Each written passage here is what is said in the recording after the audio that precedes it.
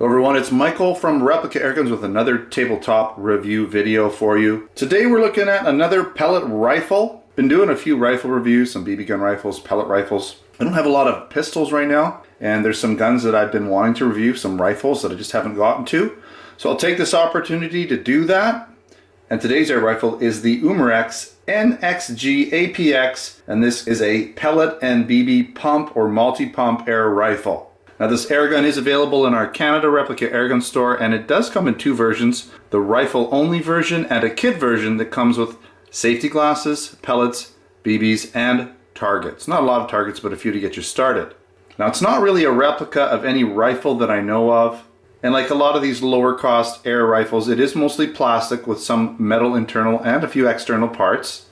Again, it's a multi-pump single shot design.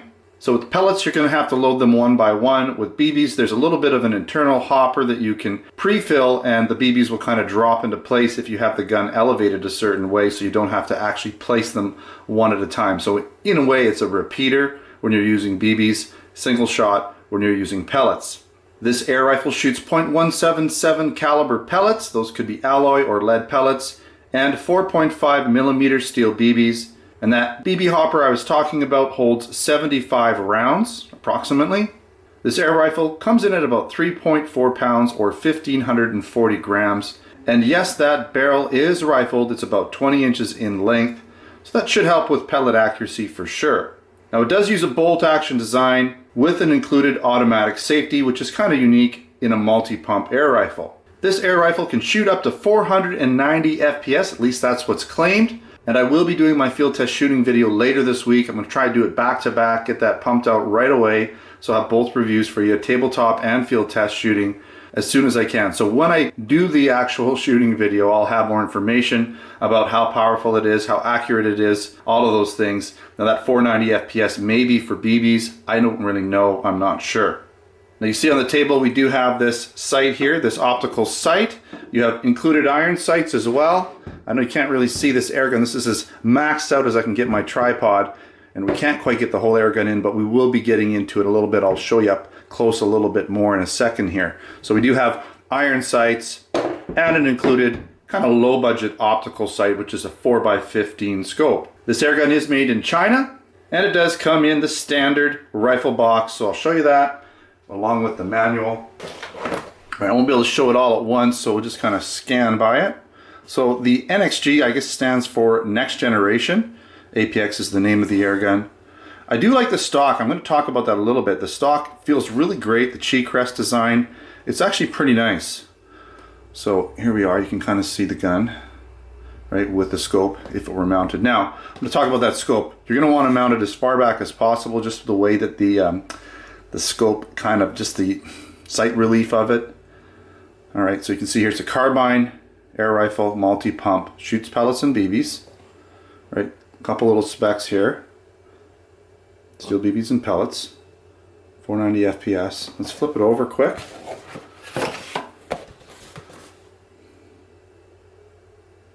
Okay, so here's the information on the back.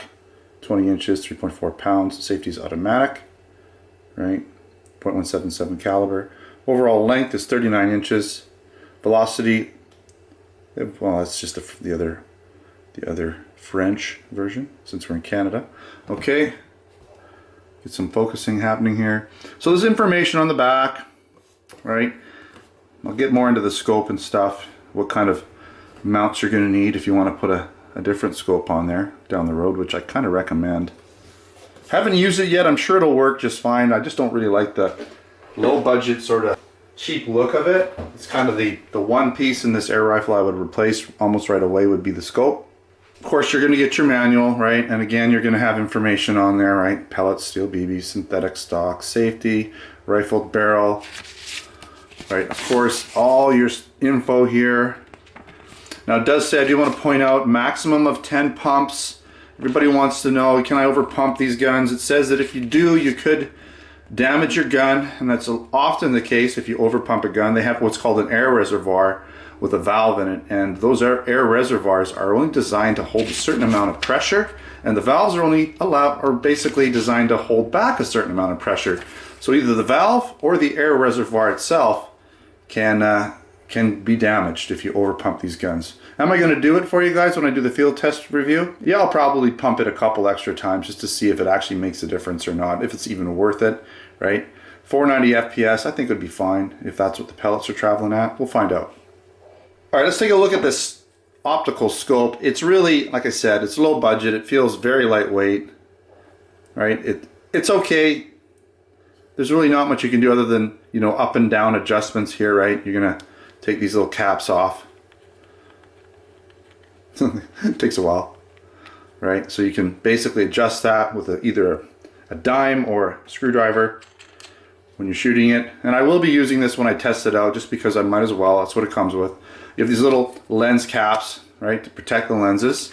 The eye relief is very close, so you're going to want to mount this right back here. Otherwise, if you put it up here like it's in the picture, you're going to have to move your face really close to the scope, which would be kind of awkward. That's the way I feel anyway. So I'm going to mount mine really far back because I think that's the way to go. It uses these dovetail mounts, so not Weaver or Picatinny ones.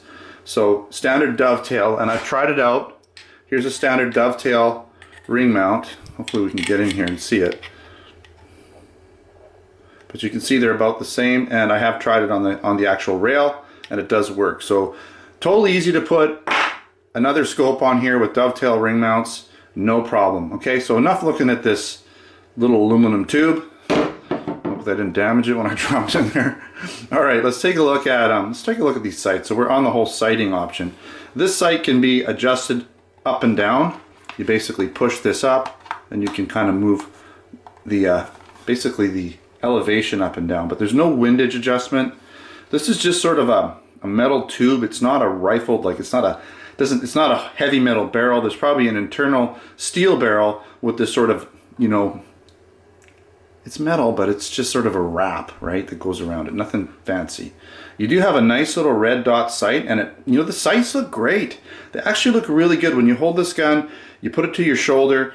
I really like this cheek pad and the butt plate. Everything feels really good. It's synthetic. It's got like a rubberized cheek rest and butt plate, and it feels really good. The position lines up with the optical sights really, really nice. Or sorry, the iron sights really, really nice. So here's your rails. You could put a red dot on here if you find one with dovetail mounts, right? It's not going to be a problem. But just take a quick look. So this is all plastic, all plastic. You do have some writing here, right? Some of this. Here's your safety. So, right, it just kind of kicks back. Every time you pump it, it kicks back, right? So then you can pop that in. You have to push that little middle piece here. It is ambidextrous, right? So you do push it from there, but if you want to engage the safety, you have to do it here, right? Or when you pump it, it will engage it as well. Okay? Now you're basically have a bolt, right? So your pellet would go there. You see that little, let me get in here. Okay, there. You see that little hole there? That's where the BBs come out. They drop in if you have the angle right, and then you push this forward. So you just pop a pellet in there, push that forward. Your BBs go in here, okay?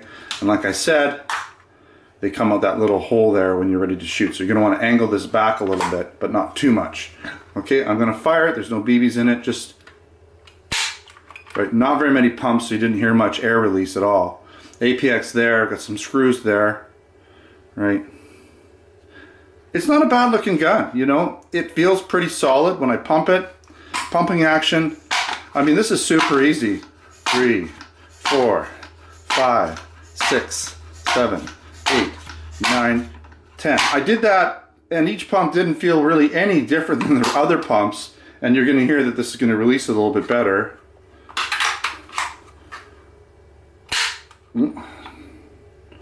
No pumps. Maybe I didn't go all the way. Let me try that again here. Alright, I just discovered something. I think it's important. The first thing you got to do is cock it, and then I believe it'll hold pressure. So I didn't do that the first time.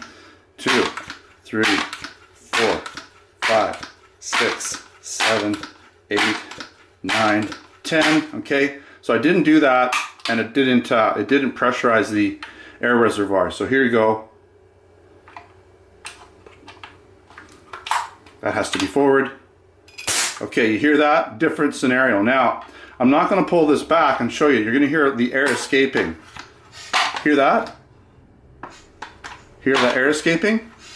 Okay, so this has to be back. No air escapes now.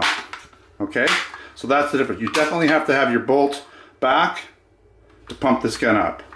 And then of course forward once the pellet's in it to shoot it. So there's some safety precautions here that make sure that you don't fire this gun empty and make sure that you don't shoot it by accident.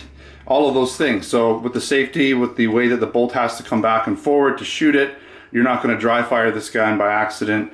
You know, all of those things. Okay, so that's kind of neat. I didn't realize that actually till right now. A lot of times when I'm doing these little tabletop reviews and shooting reviews, I find out some things about these guns that I didn't know about because I don't always read the manuals like you guys. I don't always read them all.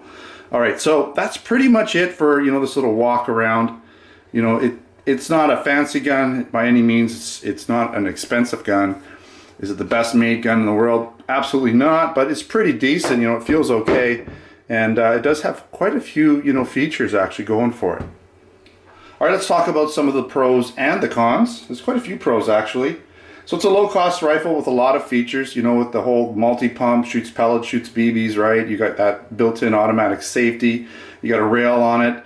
You know, it's pretty cool. There's a lot you can do with it. Even iron sights aren't bad, right? The shoulder stock, nice, right? And again, here we go. The iron sights actually look really usable with the red dot sight up front. The positioning just looks really good. And it does come with that 4x15 optical sight, which should help with accuracy at longer ranges. Again, it's super easy to pump, even when getting close to that 10 pump max. I could do it at a weird angle right in front of the camera without any problem. It's nice that it has that built-in auto safety, just in case you're not going to dry fire it or fire it accidentally. You got to remember to push that forward before you shoot, but that's kind of good. You'll get used to it after a bit. The stock and the cheek rest position feel really good. Everything lines up nicely and just feels right. Now you do have your choice of shooting pellets or BBs, but since it has a rifled barrel, I'd stick with pellets if I was you. Don't want to damage the rifling with steel BBs. The trigger actually feels pretty decent. It's not the lightest, but it definitely isn't a super heavy trigger, and the take-up isn't too much. The release is fairly predictable. Now for the most part, it's considered an ambidextrous gun. The safety's on both sides. You're going to have to load the BBs on one side and cock the bolt on the other, but that's not a big deal. Everything else about it is ambidextrous. And again, it has that rifled barrel, which should help with pellet accuracy. We'll find out when I do the shooting test. And overall, I think it's a pretty good looking air rifle. Some of the cons, it's mostly plastic, not the highest quality build out there, right? It would have been neat if it had a more solid barrel, but this is the design. That's what Umarex went with. It does come with that included 4x15 scope, but it's super low budget. I think it'll work till you can upgrade it down the road. But if I was going to do anything or change anything with this air rifle, for sure it would be that scope. All right, check out our online Canada replica airgun store where we do have this gun available in the rifle only version and the kit version there. You can check out the prices there. Prices change over time, so I don't like to commit to them in the video. You might be watching this video 2 years from now, 3 years from now, maybe 20 years from now. And that price is going to change, right? I just know it is. All right. Thanks for watching another Replica Airguns video. Don't forget to subscribe. Check me out on Facebook and Twitter. Username is Replica Airguns. Also come on down to replicaairguns.com where we have articles, post reviews, additional photos. I generally have a written review of the tabletop reviews that I do videos for. And of course, we have our Canada and US online Replica Airgun stores at replicaairguns.ca and replicaairguns.us, where we sell air guns, BB guns, pellet guns, airsoft guns, blank guns, knives, and other accessories. Thanks for watching. Until next time, take care.